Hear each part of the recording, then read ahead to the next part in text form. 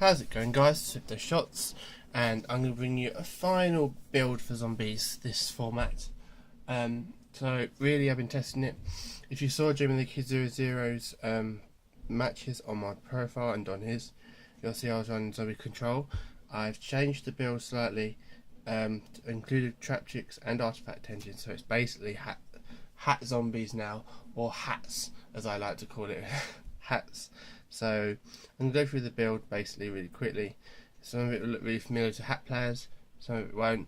This is my last build of the format until Shadows come out, and then I'll be probably focusing on them for a period of time. I may, for the fun of it, for all the zombie people who watch my things, make a zombie shadow build too, just for the fun. But we'll see what happens. But for now, this is my final build of the format, going into the new booster. So Duelist Advent, this is the one I'm going to be running till the end of it basically. So the 2 Monarch for the free Sanctum in here. This card's really good, helps your power pushes, helps with your plays. The 2 Murillo to get 2 traps out of the deck, nice and straightforward. Just the 1 Dioneer for these 2, because we have 2 called Haunted as well to be in the back, and it basically helps me get a free rank 4 and a MST destruction, so that's really good. For the zombie part of this, we're running the 2 Zombie Master still, because it's really good for making rank 4 pushes, and for being reborn off Mizuki for anything like an auto rank 4 push. Goblin goes down to 2, but it's still a really good searcher. You can say it as a bluff, as a hand, and still plus off it even if the TT goes off to try and make hands miss the timing, so it's really good for that. Then Mizuki, there's 2. I toyed with 1, but you want to, the reason the zombie core is so good as well after the plague is because of the extra deck, where you try and get out Revive King HATZ as much as possible, and that's the other reason why I'm running the 2nd Mizuki, because you can reborn the HATZ. HATZ gets around all the hands, so it gives you an extra dimension that you don't have to worry about hands so much against this deck, which is really nice. That's why I run 2 copies of this, as you'll see. But yeah, you can. That's why I run the 2 Mizuki, not the 1, because the Revive King can be reborn off it, which is really powerful. So that's that. The last part of the rank 4 build, bar the hands obviously, is going to be the Druid, which always gets back the Zombie Master for another auto rank 4 push, which is really important to this deck to help plus. So that's why that's in here. Then we just have, of course, 3 Ice and Fire hands, which are the major plus of the deck, the major core that keeps the deck going, keeps the deck floating really well. So that's why I run them. In the spells, we've got 2 Forbidden Lance to help get your Zombie Master pushed off, to help bring your Revive King onto the board, because even with when he gets lanced, he goes to 1650. So he's still bigger than an Ice Hand's defense, so that's really important. They're also really important at getting around your dimensional prisons with your Ice Hands, so they're really good for that as well. We're on this 1 Book of Moon, because Book of Moon is so versatile at the moment, really good, helps get around so much. I finally got my hands in a dichotomy, sorry. So this card will reset Goblin Zombie or Zombie Master, as well as one of the others if it needs to, and it just gives you extra draw power, gives you extra stuff you can do once you've got hand set and can't do a lot. So that's why I really like this card. It also resets your Emerald. Another addition is Dark Hole to this, because Dark Hole can help blow out back row, help blow out really bad boards. To say if they clear board and set Pallades up, Dark Hole is a response to that, short of Lance, so that's really good then. And we're still running the 3 Pot Duality for consistency, because we need to see a hand or we need to see a Sanctum, and if we don't open it, this can help us find those, so that's really important. For the traps now, still got the Warning, still got the Compulse, still got the TT, and the bottomless is now searchable off the Traptrix Murillo, so we run another hole. I don't run the Traptrix Trap hole, I run Void Trap hole, because this card is an auto response to anything that's got an inherent effect to save itself from destruction, as well as auto stopping a Sanctum push. So this is basically a straight out to a counter Monarch, so that's why it's in here. Then we have the other part, the important part of the artifact core, which is the 3 Sanctum. This card's running your power play traps. This is so important playing this right helps win games, or playing this wrong means you lose games. And if they know you have it, they won't spin MSTs, which is also really important as well. 2 Call of the Haunted to bring back your Morellos, to bring back your Zombie Master, to bring back a hand, or to bring back the Monarch. So that's why we run this. There's no soul charges because I run 2 Call of the Haunted instead. So that's why. 2 Breakthrough Skill. This card's really good.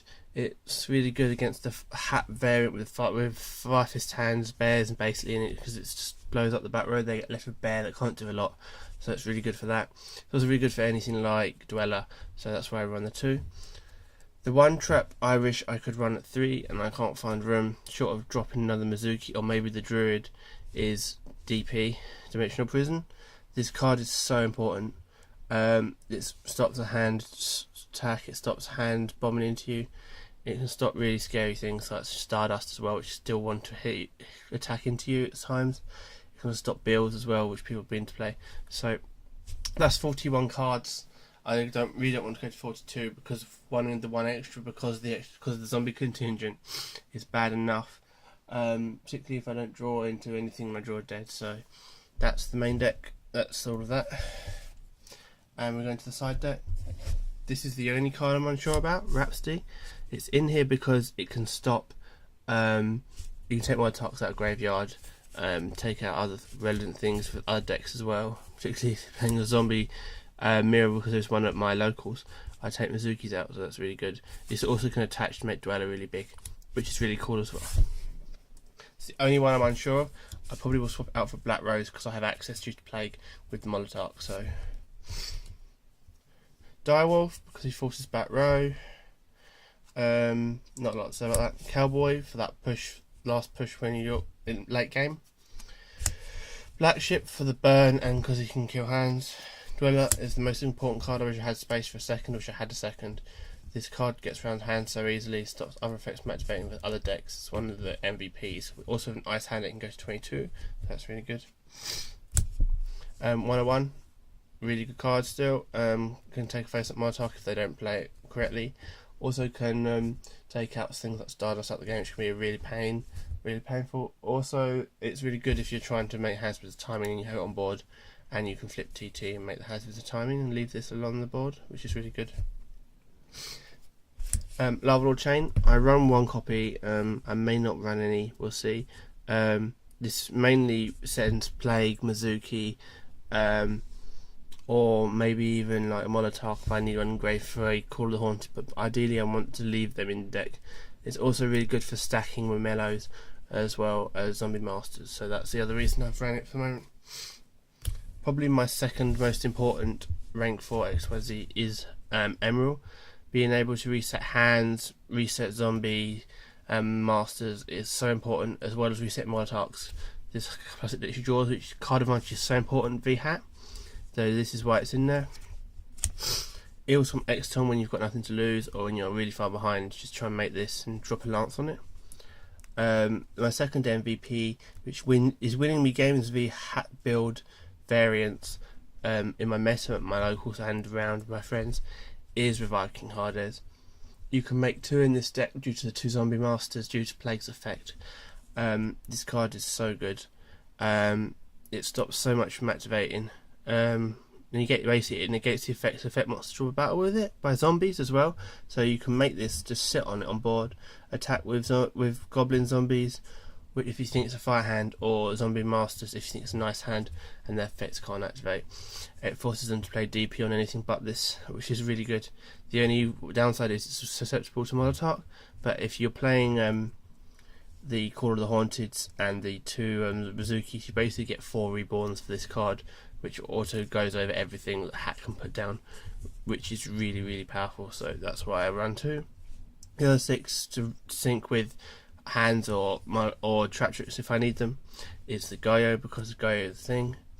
I'd probably drop the Blader before I drop the Rhapsody, but this goes in on things such as JD and stuff like that, so it's still, and then I can still make it after if a hard isn't what I need.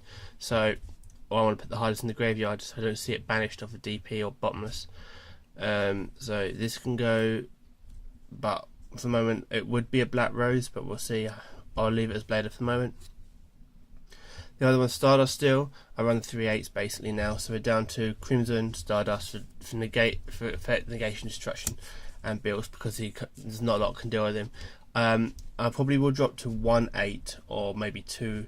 Drop the Blader and run Stardust, sorry, Black Rose, and keep these 2 in, because I don't make 8s very often anymore. But the Bills is a really powerful play still, particularly against HATZ, when you've got a Lance and you think they're going to try and bomb you with DP. So this is really good then. Or Compulse, it can just say no to Compulse as well if you have a Lance, so it's really good. And it gets left there and their hands can't activate it. So that's why I run this still. That's the deck really. That's all of the deck. This is all I'll be running until we get, like I said, the new Duelist packs. So yeah, we'll see how this goes. If anything happens with this at the locals, I'll try and bring you a video if I have time, so we'll see how that goes. But yeah, let me know what you think of this build of HATZ. So yeah, leave me comments, subscribe, let me know what you think. That's really everything for me today. When I get Shadows in, hopefully I'll have all of it really soon, within the month of it coming out, and then I can give that list for you and tell you how that's getting on too. But until then, that's it for me for at least a week, I think. So we'll see, maybe one bit earlier next week, but we'll see. So that's it for me, guys. That's Swiftdeathshotz out. Cheers.